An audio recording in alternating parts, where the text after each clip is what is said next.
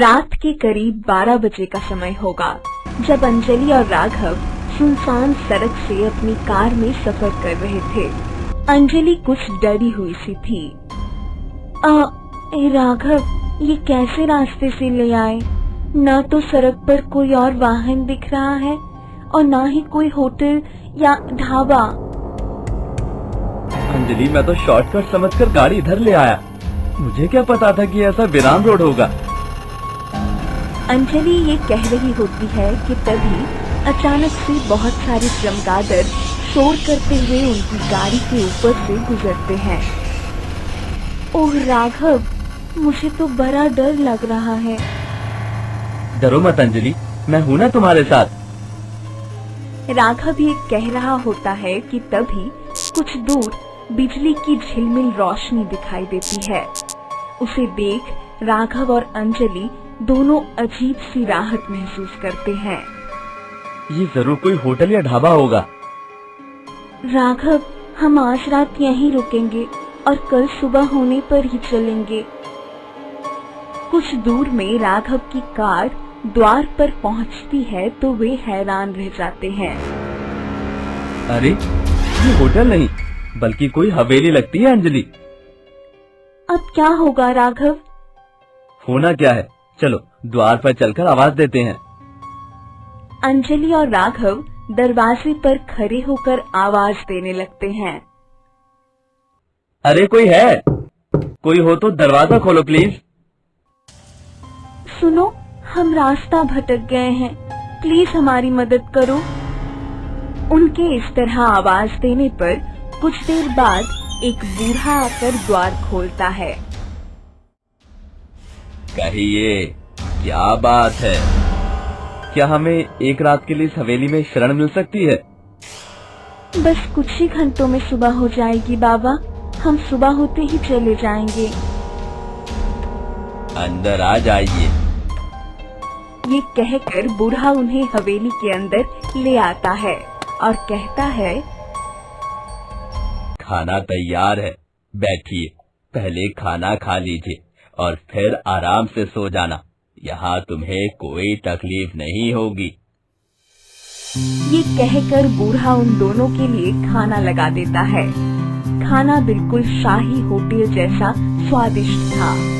अंजलि खाना खाकर बूढ़े की तारीफ करने लगती है। बाबा, खाना बहुत ही स्वादिष्ट बनाया था, क्या आपने बनाया था? यहाँ सब काम मैं ही करता हूँ। सब बाहर गए हैं, 2 दिन बाद लौटेंगे। अब आप आराम कीजिए, रात बहुत हो गई है। बूढ़े के ये कहने पर अंजलि और राघव सवाल जवाब करना बंद कर चुपचाप बिस्तर संभाल लेते हैं। वे जल्दी ही गहरी नींद में सो जाते हैं और जैसे ही सुबह होती है दोनों के पैरों तले से जमीन ही खिसक जाती है। रात में चकाचौंध चमकने वाली हवेली उन्हें एकदम से खंडर नजर आती है और वे खुद को जमीन पर पड़ा पाते हैं। राघव, ये क्या? रात को तो ये हवेली आलीशान और नई दिख रही थी और अब पुराना खंडर। अंजलि, यहाँ जरूर कोई लोचा है। राघव, मुझे तो बहुत डर लग रहा है, लगता है हम किसी मुसीबत में फंसने वाले हैं। वो बूढ़ा भी तो कहीं नजर नहीं आ रहा। अंजलि ये कह रही होती है कि तभी एक बुढ़िया भागती हुई उनके पास आती है। अंजलि बेटी, तुम दोनों यहाँ से जल्दी निकल जाओ वरना मारे जाओगे। पर तुम कौन हो और मुझे कैसे जानती हो? अंजलि के ये कहते ही बुढ़िया एकाएक चुड़ैल बन जाती है।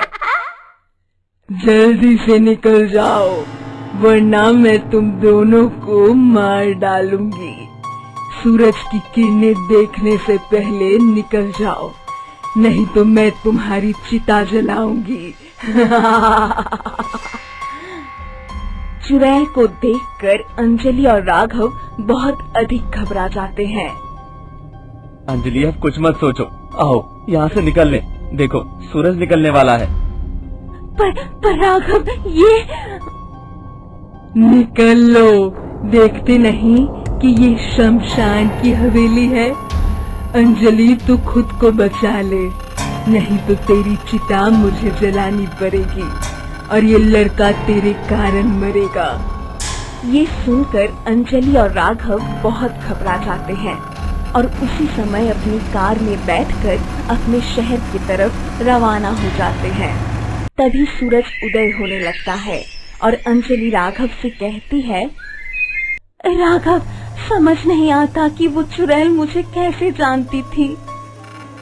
बात तो कुछ जरूर है अंजलि, हो सकता है कि तुम्हारा उसके साथ कोई पुराना संबंध हो। एक चुड़ैल के साथ मेरा क्या संबंध हो सकता है। समय बीतता जाता है और एक दिन अंजलि अपने घर में सो रही होती है तो उसे सपने में वही पुरानी हवेली और वही बुढ़िया नजर आती है, मगर इस बार वो सांभा नाम के तांत्रिक की अधेड़ उम्र की पत्नी रजनी के रूप में नजर आती है। बेटी अंजलि, क्या बात है, तुम इतनी उदास क्यों बैठी हो? तुम्हारे उस तांत्रिक पति के कारण परेशान हूँ माँ। पहले उसने तुमको अपने प्रेम जाल में फंसाकर अपनी पत्नी बना लिया और अब तुझ पर बुरी नजर रखता है जालिम, यही ना? हाँ माँ। ये सुनकर रजनी को सांभा पर बहुत गुस्सा आता है और वो अंजलि को तसल्ली देते हुए कहती है, तू चिंता ना कर बेटी, मैंने जो भूल की सो की, पर तुझे कुछ नहीं होने दूंगी। सांभा एक बुरा तांत्रिक था और खुद को दुनिया का सबसे शक्तिशाली तांत्रिक बनाने के लिए शमशान के पास ही एक हवेली में रहता था और दिन रात सिद्धियां प्राप्त करने में लगा रहता था। रजनी को उसने अपने तंत्र मंत्र के जाल में फंसाकर अपनी पत्नी बना लिया था और उसकी जवान बेटी अंजलि पर नजर बनाए हुए था। अगर इस बार मेरी पूजा सफल हो गई तो समझो मैं संसार का सबसे ताकतवर तांत्रिक बन जाऊंगा, पर उसके लिए आपको क्या करना होगा? एक जवान और खूबसूरत लड़की की बलि देनी होगी। पर ऐसी लड़की कहाँ से आएगी गुरु महाराज? वो अंजलि किस काम आएगी, मैं उसकी बलि दूंगा। ये सुनकर उसके सभी चेले और चेलियां हैरान रह जाते हैं। पर वो तो आपकी बेटी है गुरु महाराज। मेरी नहीं, सिर्फ उस रजनी की बेटी है, मैं उसका सगा बाप कहाँ हूँ। सांभा ये कहकर जैसे ही खिलखिलाकर हंसता है तभी रजनी वहाँ आ जाती है और उसकी बात सुनकर हैरान रह जाती है। अच्छा, तो ये जालिम मेरी बेटी अपनी तंत्र शक्ति के लिए बलि चढ़ाना चाहता है, पर इससे पहले मैं इसे बलि चढ़ा दूंगी। उस दिन के बाद से रजनी सांभा का पहले से अधिक ख्याल रखने का दिखावा करने लगती है और एक दिन उसके खाने में जहर मिला देती है। ये कैसा खाना खिला दिया रजनी, मुझे चक्कर आने लगे हैं। मैंने तेरे खाने में जहर मिला दिया जालिम, तू मेरी बेटी की बलि चढ़ाना चाहता था ना? ये उसी का दंड है। पर मैं मरकर भी उसे ना छोड़ूंगा रजनी, वो भी जन्म लेगी, उसे मारकर अपनी सिद्धि पूरी करूंगा। ये कहकर तांत्रिक मर जाता है और फिर जैसे ही उसके चेलों को ये पता चलता है वे रजनी और अंजलि को भी मार डालते हैं। इसीलिए अंजलि सपने में खुद चिता जलते देख बहुत घबरा जाती है।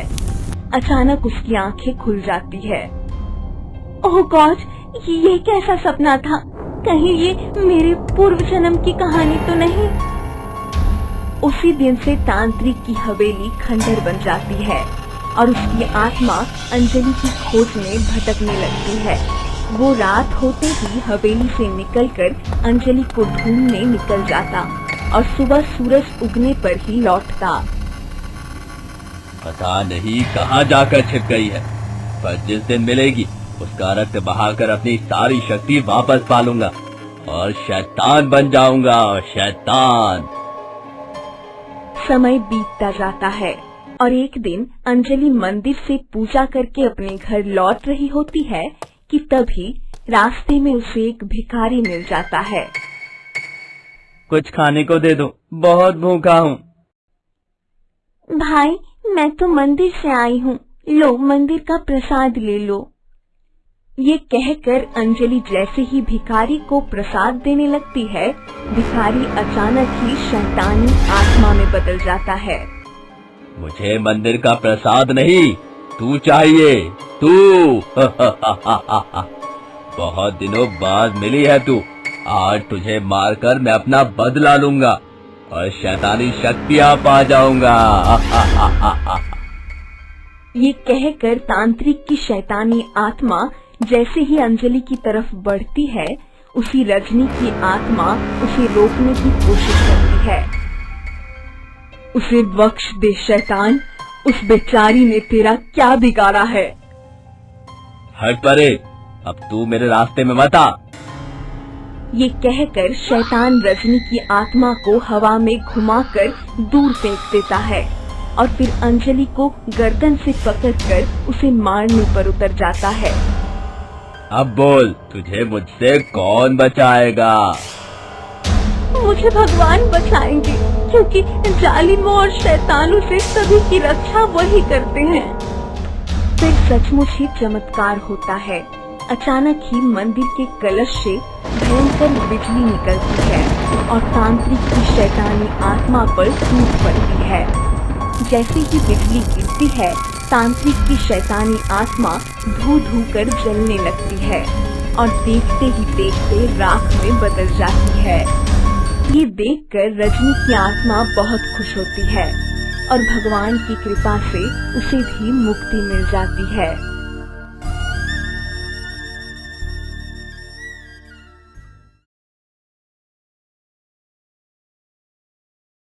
Like, comment, and subscribe.